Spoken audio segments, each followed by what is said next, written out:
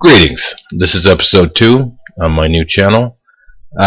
Today I'm going to discuss self-honesty and my take on self-honesty isn't maybe what you have in mind for self-honesty, because one of us isn't being honest. I'm not going to say it's you that isn't being honest, because I'm human and I could overlook parts of myself just like any other human being. Now, am I overlooking parts of myself, or am I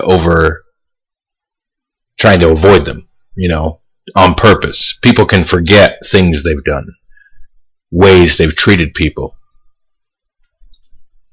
But if you remember it and you're not taking it into account while you're being honest, that's not self-honesty. You can't say, yeah, and all this, except that. We're not going to count that, because that just happened once, but it was still part of your experience, so you still have to add it in. In the first episode, I was talking about how my daughter ran away, and just getting into the heart of the matter, trying to figure out why. And in figuring out why, and some of the side effects that her actions were going to have, like she hurt a lot of people, one being her best friend, and I broke it down for her that I'm not the person you think I am. Okay, it took me a long time to get to this point. It was a journey. It was hard fought, hard won. And I told her pretty much I used to be a crappy human being. I was a crappy child. I was a crappy teenager. And just because I have what some people would call a good excuse, oh yeah, but you had that troubled childhood. Yeah, it's not really a good enough excuse. Once you're out of the situation, it comes down to a personal decision. I made a lot of bad decisions. I wasn't a very good human being.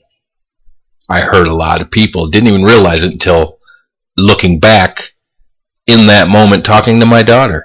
And it felt good releasing it, but on the same token, I felt like crap for remembering, wow, I really wasn't that great a person.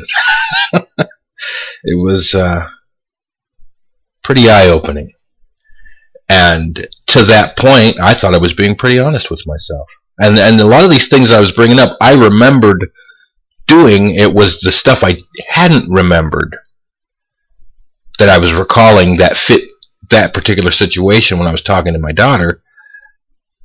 That's what led me to believe that I wasn't being completely honest with myself. I came to terms with who I am, my path, the person I've become a long time ago through self-honesty. So when I looked back and saw the stuff I wasn't remembering or refused to see for whatever reason, that little hiccup it did a little damage. It did a little damage. So it did a lot of good bringing it up and bringing it out. Like I said, don't put me on a pedestal. I'm not perfect. Come a very, very long way. Self-honesty helped with that. Now let me tell you my take on self-honesty. It isn't ripping yourself apart. It isn't, oh, I'm a crappy human being and that's all I'm ever going to be and blah, blah, blah, blah. It's not self-deprecation. All it is realizing who you are. Look at how you interact with the world. Look at how you react to certain situations. That is who you are. Oh wow. If you can look back and you don't see any change, but you see a lot of negative behaviors, that's who you are. If you see a steady progression up into a particular direction, that is who you are.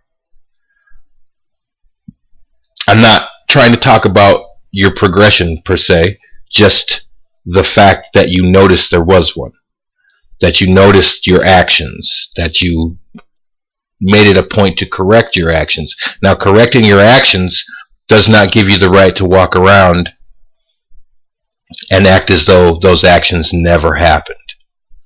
And even those actions that you didn't remember, you just didn't recall them in your introspection, those moments still count. It doesn't mean you weren't being honest with yourself, you just didn't recall them at the time. But when you do recall them, you have to own that moment just like any other moment. It's okay to not be perfect. We weren't put here to be perfect. Someone told me, you weren't put here to be perfect. You were born perfect. You were put here to experience life. And that's the truth. You were put here to experience life. If you are a slice of the Creator, if you are a slice of Source, Source is a hologram, and if anybody knows how holograms work, you break off a tiny piece of that hologram, and in that tiny piece is the entirety of the hologram. So, if Source is perfect, you are perfect. You weren't put here to discover perfection. You were put here to experience life. In that experience, a lot of us have found that we would like to reconnect with Source. Doesn't make us perfect or better than anybody else.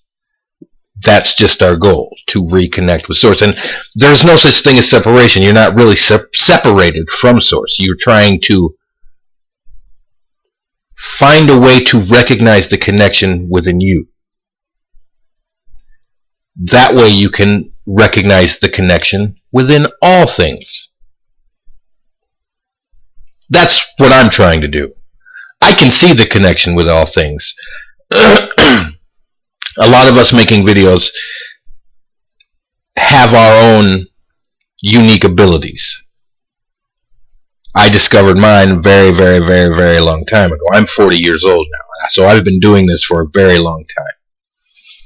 Not making videos, but walking the path and learning and growing, and that underlying interconnectivity of all things, I've seen it my whole life. I just never knew what to call it, never knew let's put it this way. You've got the spiritual take on it, and at a very young age, the first spiritual lessons most people learn are Christianity and all of the subsets in that category. Or perhaps you're Jewish. I don't know how many subsets are in Judaism. Maybe you're Muslim. I don't know.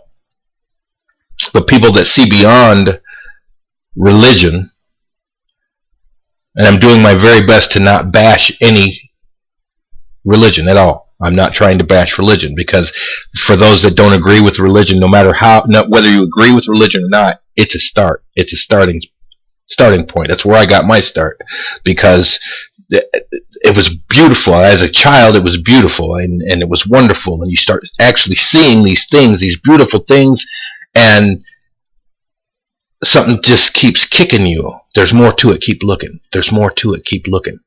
And what's funny is, I'm not going to get into it, but I flipped the script and went the other way. And still, there's more to it, keep looking. There's more to it, keep looking. So I kept looking.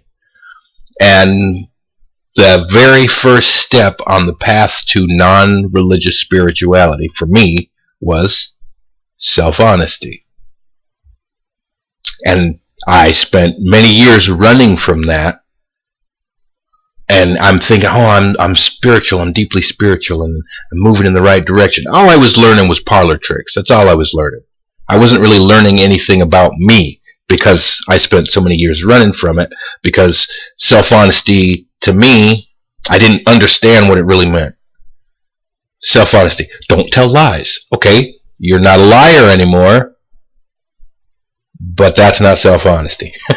That's being honest with you. Nobody else is in the room.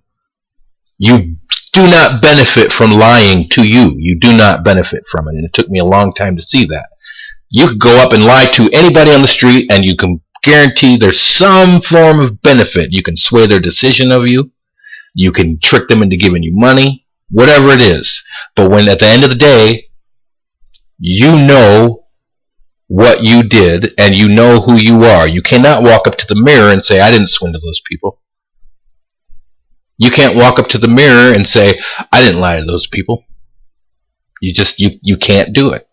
It's a physical impossibility because you were there. You know. So there's not one thing you'll ever do that you'll get away from. And as long as it's like backpedaling. You're not going to get anywhere. And maybe the bike's still moving, but you're still backpedaling and you're not going to get anywhere. Like I said, I spent years running from self-honesty because I didn't have time to look. Translation, I was scared shitless of what I was going to see back there. And this isn't about soul searching. This isn't about coming to terms with the fact that you have a shadow, coming to terms with anything other than you exist. And your existence until now has been what? Most people's first initial reaction will be, I'm a great guy or girl. I'm an awesome person. And you might be right now. But who were you up until that point? Until you figured out, I can do some positive changes. I can really, really rework this so it's awesome. Who were you until that point? How long did it take you to get from I can do this to I'm missing the whole self-honesty thing because none of this works without it? Not one little bit of it.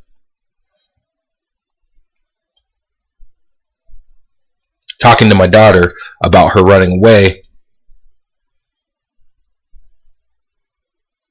brought a lot of that back. I mean, I did a lot of work concerning self-honesty, but it just showed me I didn't have a lot of work left to do. I don't have tons and tons and hours of work to do, but I have a lot of things I didn't address, so there's a little bit more to do. I mean, if you've already got the hang of self-honesty, which is the simplest way to put it, taking full responsibility of your time on earth and all of the actions you've performed from birth until now.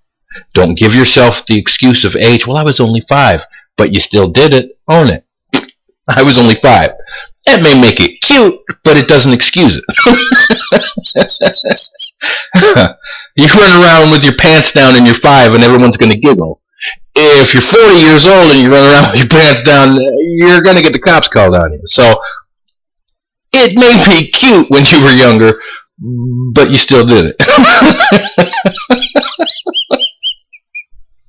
So there was a few more things I had to own. And that doesn't mean own up to. You already know you did it. You're going to tell yourself, yeah, I did it. Well, you already know you did it. You're just taking responsibility for it. You're owning it. When I was talking to my daughter, I wasn't tippy-toeing around it. I plowed right through it. I said, this is the kind of person I was. If this isn't the kind of person you want to turn into, if this isn't the kind of people you want to attract to your life, you need to make some changes. Because this is the path she's going down. And I think it's the first steps into puberty is what starts you down that path of not being honest with yourself. I'll break it down. And she pointed it out perfectly. And I say she because she was sitting in that chair when I was talking to her, and that's where the chair is. She's not here, but the chair is. Anyway.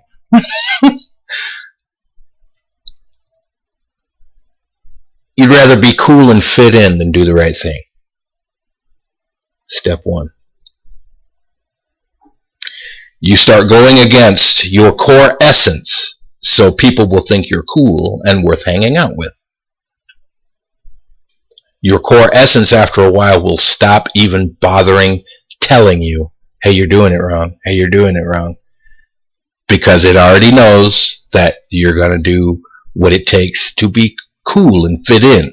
Then it just goes into the default operating system, which is just do what feels good. Just don't do anything that feels horrible. Please just don't do anything that feels horrible. And that is probably the most pathetic state a human can be in, and we've all been in that state. Every one of us. Just don't embarrass me. And that's your soul talking to you. Just don't embarrass me.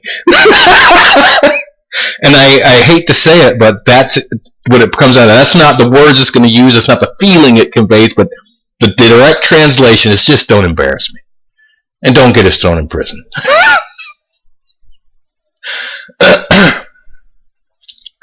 So when you wake up and you spent all these years being a great guy to who you were yesterday, because yesterday wasn't the day you woke up. Today's the day you woke up. And today you look back and you weren't such a nice person.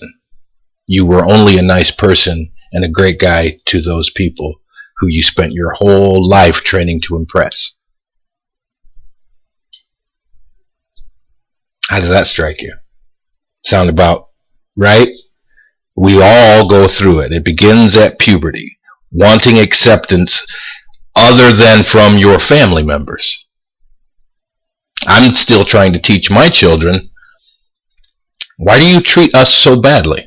You treat the ones who love you, and the ones you love, you treat them the best. If you're going to be divvying it up in that fashion, we should get the lion's portion of how well you treat people.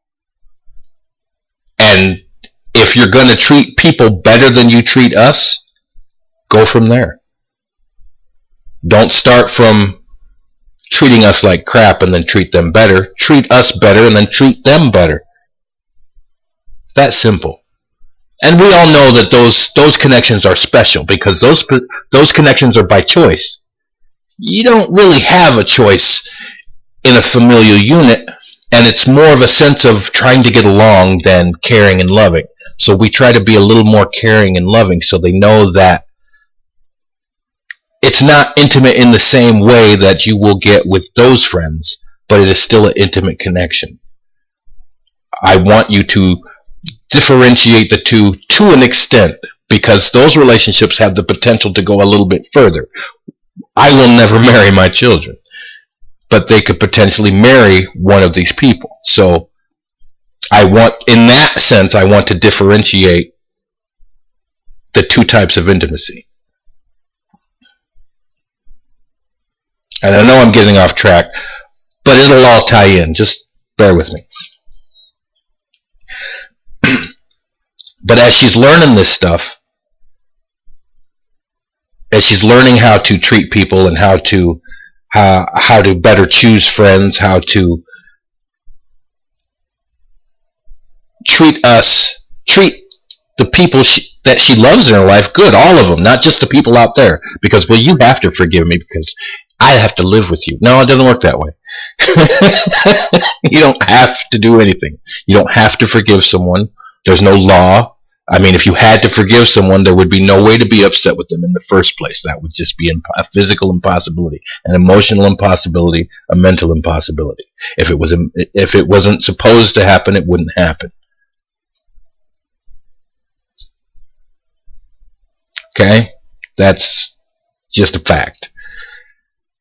So when you're teaching her that's when it clicked that you're teaching her how to be honest with herself. So I mentioned that.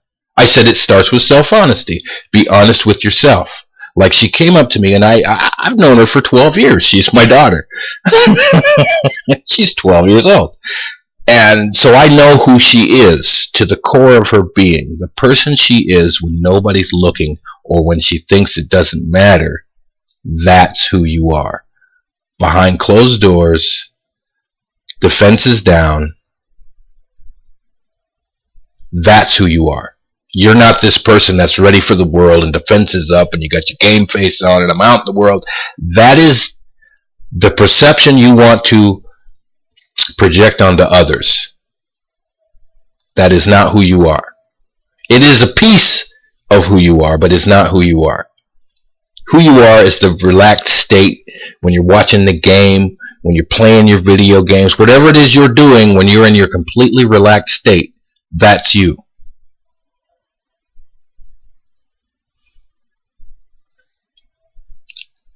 Well, I didn't want to come out and tell her, you seem like you're acting really fake today. So I said, you don't seem like yourself today. She said, "This is me," just like that. I swear to God, she said, just like, "This is me." I said, "Logan, I've known you for 12 years. That's not you." And she and stormed off to her room. And I've been working with her on that ever since. Because that's where it starts. I have to create this false caricature, this counterfeit of myself to please these people.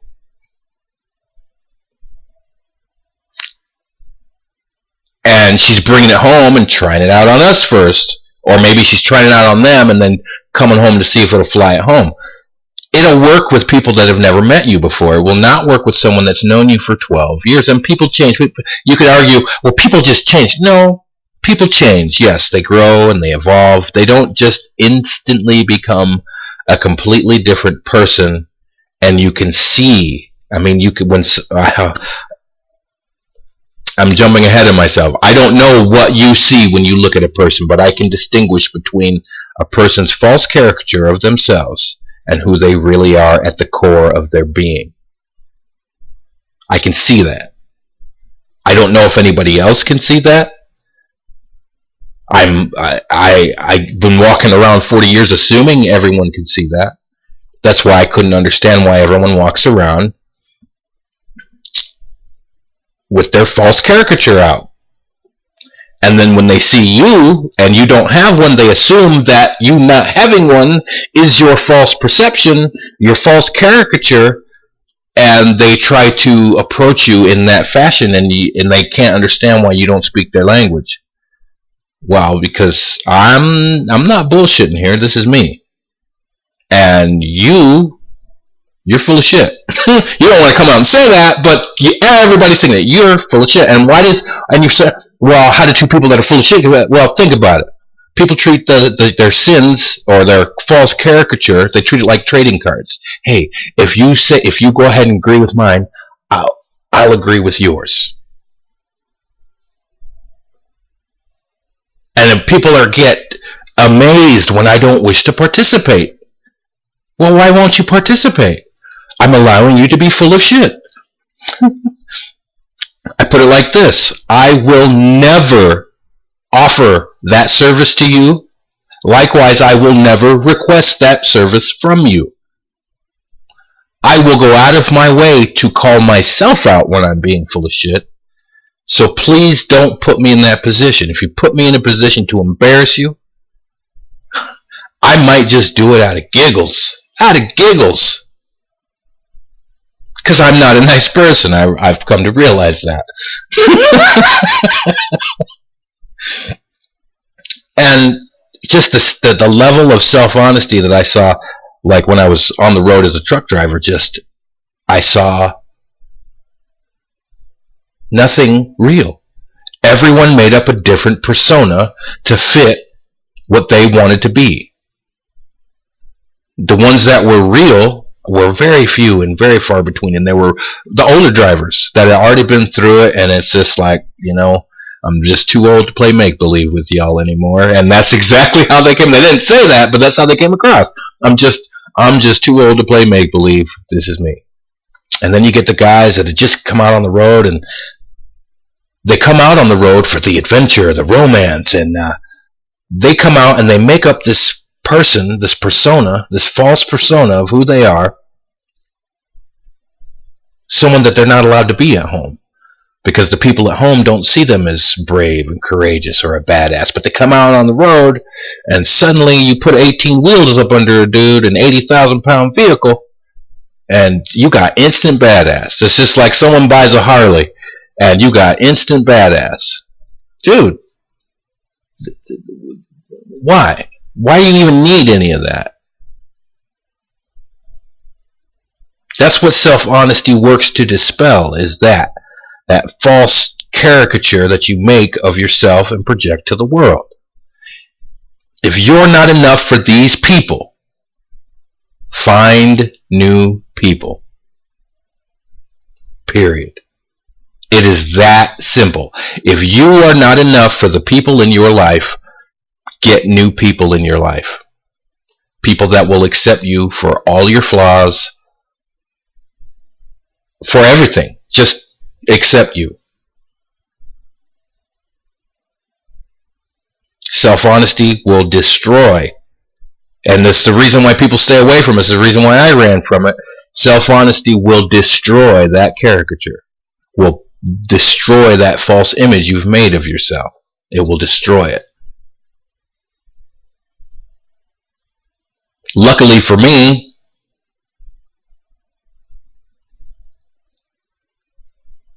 part of my false image was that I was this super duper nice person.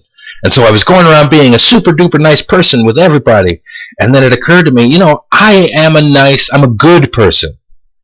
Because I do good things. I do my good deeds. And I try to do the right thing and the good thing every time the situation arises.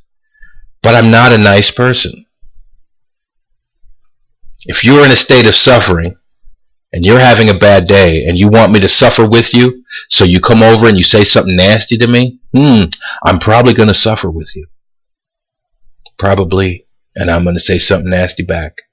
Because you invited me into your suffering. And it's not that I have a hard time turning down the invitation to your suffering. It's just that, I don't know. It's just out of habit, probably, but it doesn't bother me to suffer with you. Now, there have been times where I chose not to suffer with someone, and I'll tell them, well, what's up with you? What's going on with you? Why are you doing this? I didn't say anything to you. I haven't done anything to you, but you're bringing me your negativity. And they're like, whoa, I did not expect that from you. But see, you guys, you have to understand how I dress and how I carry myself. They don't expect someone like me, who is pigeonholed by default, like everybody else. Everyone pigeonholes when they walk up. We're trained to do it in school. You pigeonhole a person. When you look around, you're pigeonholing the whole time you look around. Oh, look at them. They go in this pigeonhole, and they go in that pigeonhole. And I learned a few years ago they're just people. And they're not pigeonholed until they decide that they're pigeonholed. And you don't have to agree with their pigeonhole. You can just still say person. Not trucker, biker, whatever. Just person. Oh, I'm a badass. That's what you see most of it out on the road. I'm a badass. Really? Really? And they want to project onto you some TV show or something. It's like, dude, this ain't TV. If I whoop your ass, it's for real. Straight up. And they don't see it. They don't see, and they question your integrity because you don't carry yourself with a false perception of self. And they don't understand. And I've had people try to teach me how to develop a false sense of self. Huh? It's not a skill I need. It's a skill I gave up many, many years ago. Why would I want to re-establish a false persona that is as weak as paper?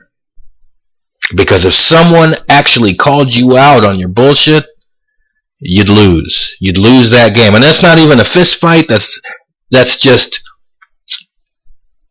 if they call you out on your false persona, if they call your false persona out, you've got nothing to go by except for, well, all these other people agree with it, but this person doesn't. There's a safe bet that you pissed off the one person in the room that doesn't have a false persona. Or else you'd have something to call him out on.